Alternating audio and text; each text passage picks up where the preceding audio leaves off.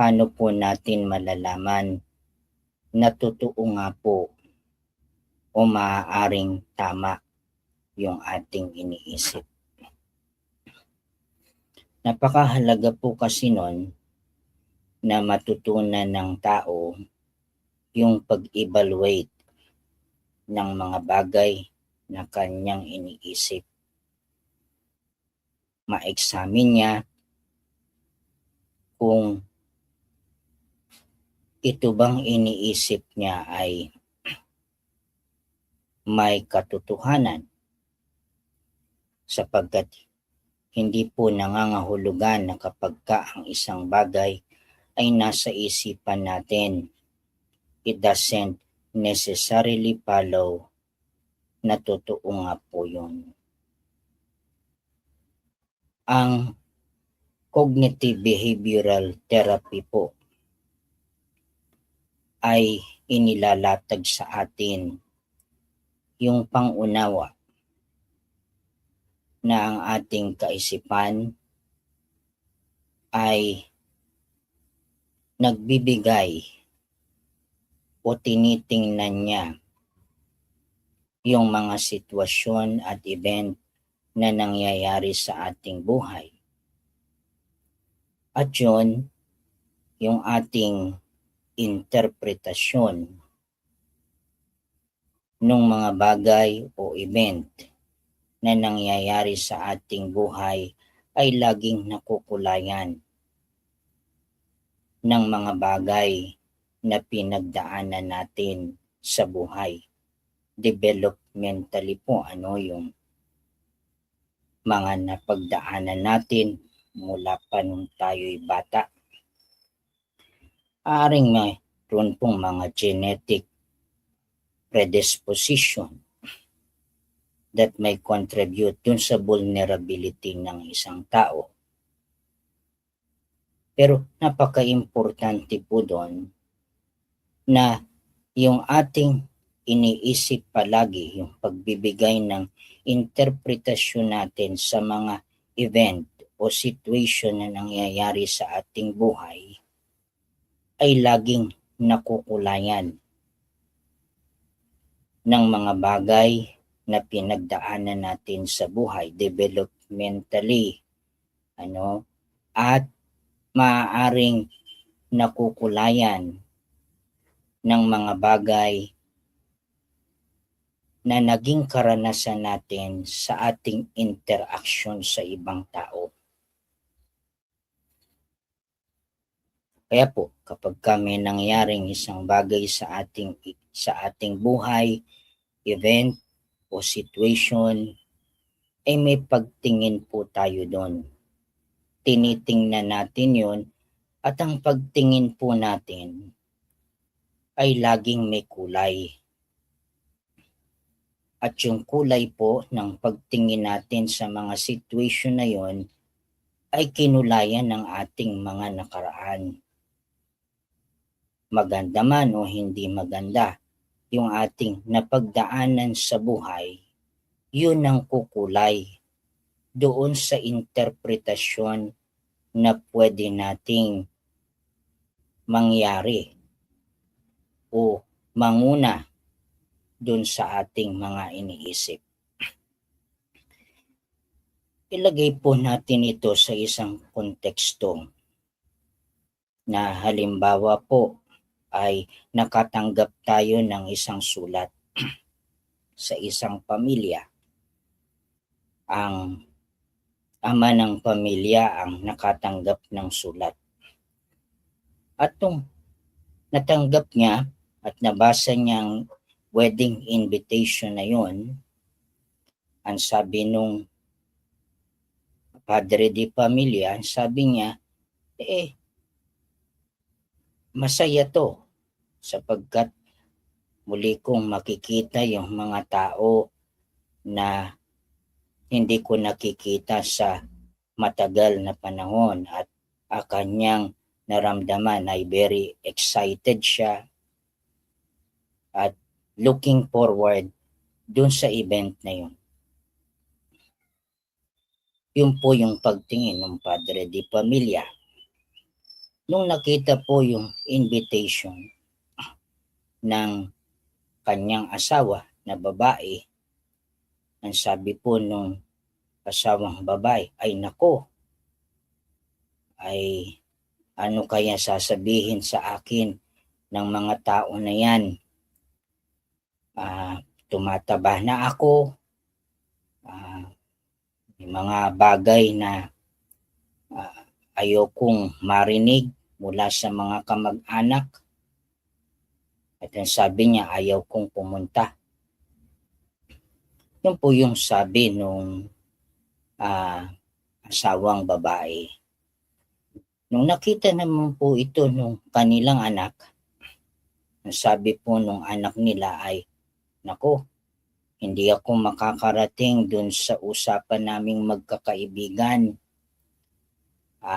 They will think of me na ako ay hindi tumutupad dun sa aking naipangako sa kanila. Ito ay terrible.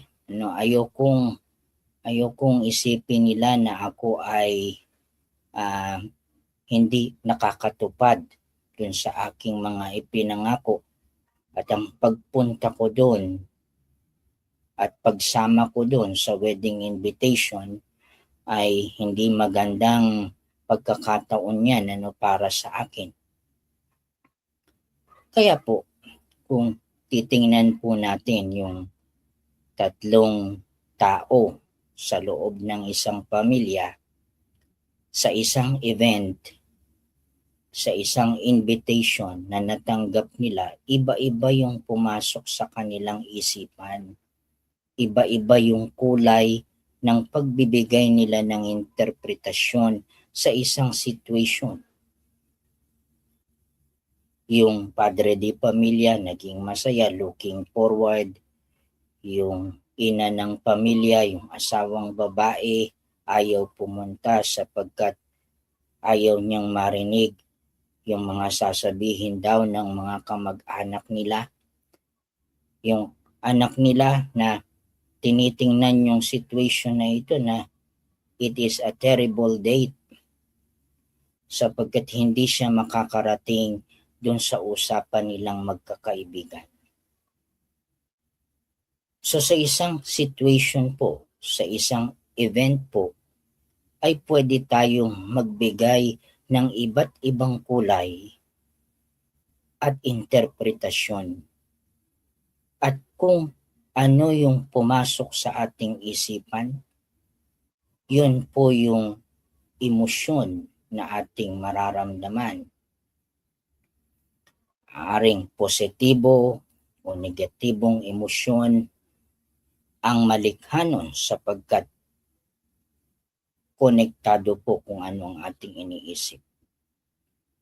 Maging sa ating mga gagawin, behaviorally po ay apektado na rin nung koneksyon ng isipan sa emosyon ng tao at sa kanyang behavior na gagawin o sa mga bagay na pagpaplanuhan niyang gawin.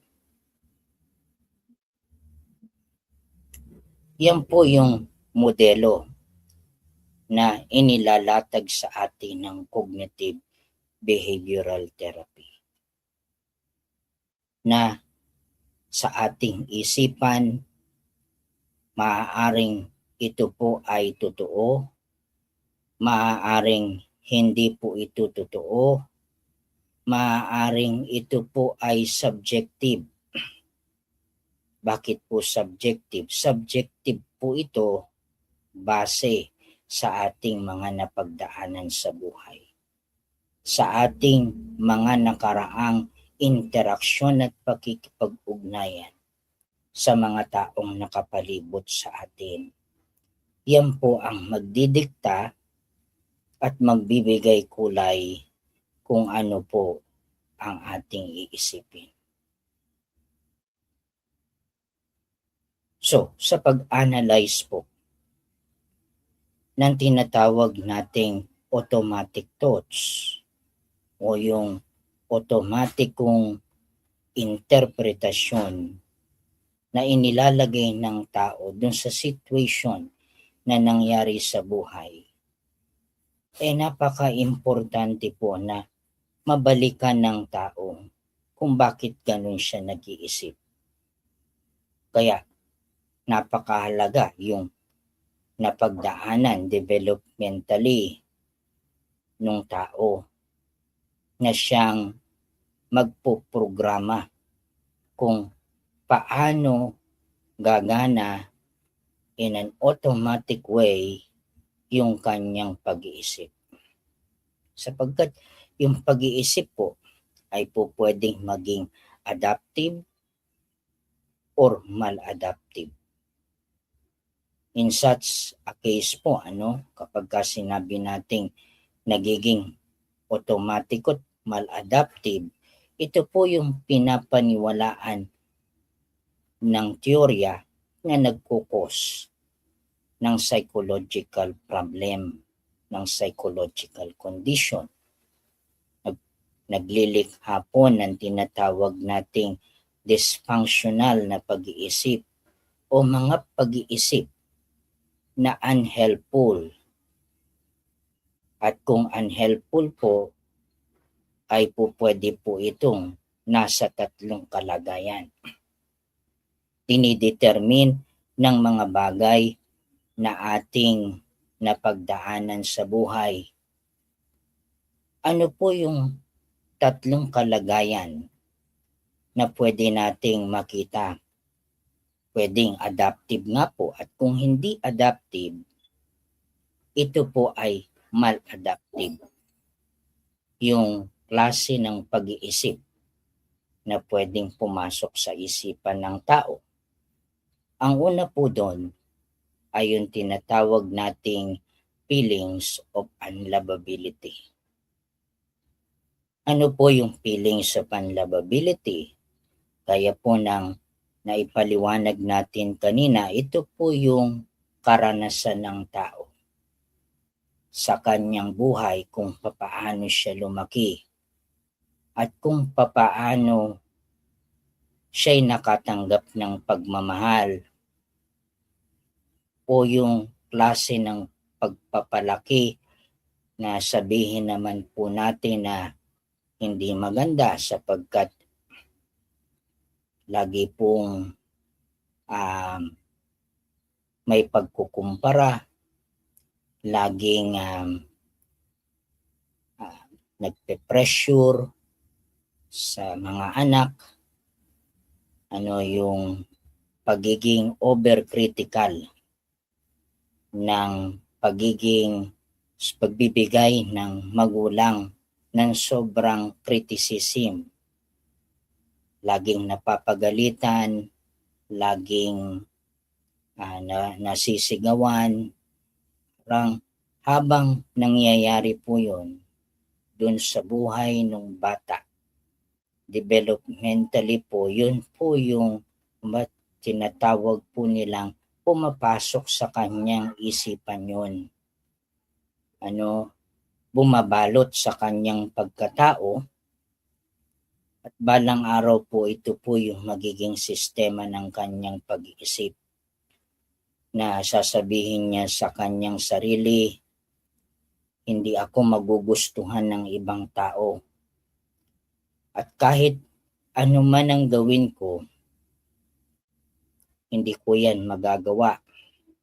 Hindi ako tatanggapin at hindi ako mamahalin ng tao. Ano man ang gawin ko, ako'y laging mali. Mababa ang kanyang self-confidence at self-esteem. Bakit po? Laging napapagalitan ng magulang. Laging sinasabi ng magulang, bakit ganun ka? Bakit hindi ka ganito?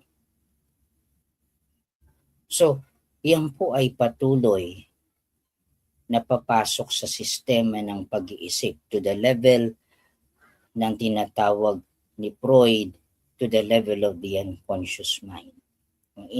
Tinatawag po nilang introjection. At unti-unti itong babalot sa kanyang pagkatao. at magiging otomatikong pamamaraan ng paggana ng isipan. At sasabihin niya kapag siya'y naharap sa isang sitwasyong mahirap, otomatikong parang magsuswitch on yung ganong klaseng pag-iisip at sasabihin niya, no matter what I do, hindi ako tanggap. No matter what I do, hindi ako mamahalin ng tao. No matter what I do, hindi ko makakaya yan. Yan po yung feelings of unlovability. Kaya napaka-importante po yung magandang pagpapalaki sa anak. Yung unconditional love. No matter ang kanilang mga kahinaan, ay tanggap po natin sila.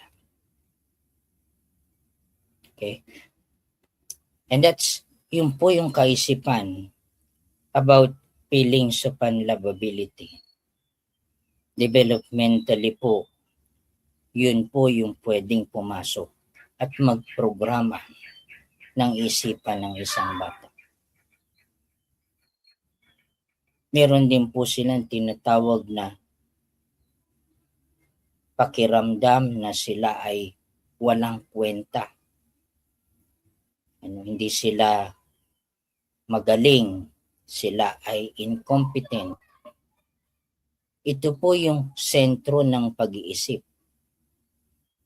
Ang tawag po nila dyan core beliefs, sistema ng paniniwalang ia-apply ng tao na kumbaga titingnan po natin na parang pagka naharap siya sa malaking pagsubok sa buhay, kailangan kong maging perpekto. Kailangan kong gawin ng dapat kong gawin. I have to do my best. At kapag ako ay hindi nagtagumpay, I will be doomed. Ako ay nobody will like me, nobody will accept me. So I have to do my best. Dapat patunayan ko sa tao na magaling ako. At kung hindi ako magaling, ako ay hindi matatanggap ng iba. At sasabihin nila na ako ay walang kwenta, stupido ako. People will think of me that I am incompetent and stupid. Meron din pong pag-iisip na nasa kalagayan na feeling of helplessness. Na anuman ang gawin niya, anuman ang pagpilitan niyang gawin, ganito na ang situation niya, tanggap na niya na siya'y walang magagawa at wala na siyang pwedeng gawin sa situation na nangyayari sa kanyang buhay.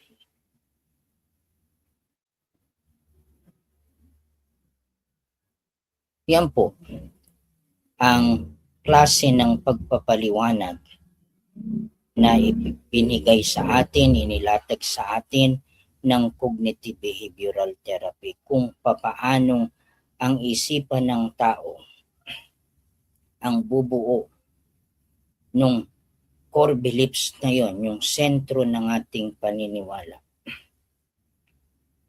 at magdidetermine kung papaanong magiging otomatiko na magkaroon tayo ng mga dysfunctional beliefs o dysfunctional thoughts na hindi makakatulong, leading to the development or leading to the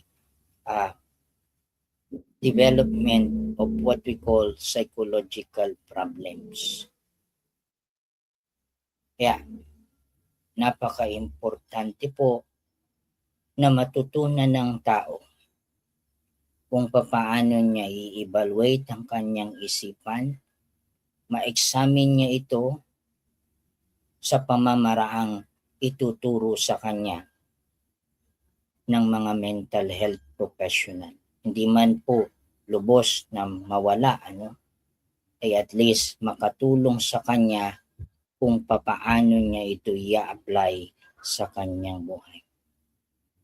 Muli po si Dr. Reynold Varela nagpapasalamat sa pagkakataong muli po ay makapagbahagi sa inyo ng maliit na kaalaman, at ang sino mang tao na makapanood ng bidyong ito ay makapagturo sa kanya ng kaalaman na pwede niyang magamit sa kanyang buhay. At lagi nga po nating pinapaalala na ito po ay hindi substitute doon sa personalized and customized mental health support na pwedeng ibigay sa atin ng mga profesyon. Muli po, ako'y nagpapaalala na ang ating pinagdaraanan sa buhay ay pansamantala lamang. Huwag po tayong makakalimot na lagi pong may daan patungo sa pag-asa. Lagi po tayong umasa na ang buhay natin ay mababago. Magkaroon tayo ng tapang na mapaglabanan natin ito. Marami pong salamat.